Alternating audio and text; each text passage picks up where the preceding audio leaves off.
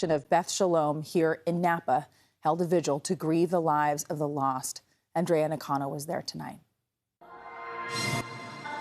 Johanna Meckel was one of many sitting in the synagogue. She was trying to hold back tears as she spoke to the crowd, sharing her story. This has been a nightmare. You wake up in the morning and you feel like it's a fever dream, like this can't be real. Meckel says 2 of her family members have died and many others are on the front lines fighting against Hamas. We always knew what they were capable of doing. We just never thought they'd actually get the opportunity to do it. So we are all in shock.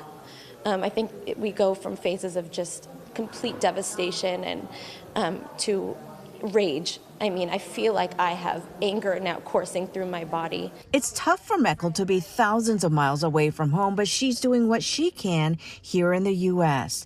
She works with an organization called Stand With Us to spread information. Meckel says there is no disputing the horrific images coming out of Israel. This is really, really sick. How can anybody justify this? Saying from the river to the sea, do people know what that means? You are asking for Israel to be eliminated from the river to the sea.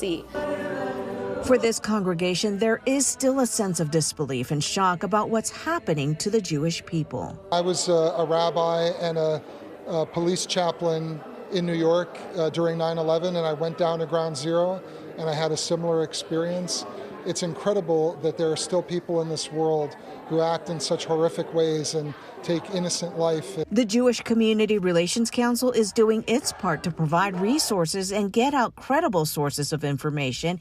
It says now is the time for Jews and allies in the Bay Area to support Israel's safety. What is going on is an atrocity.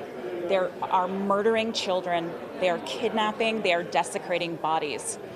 Speaking out is important and calling it what it is.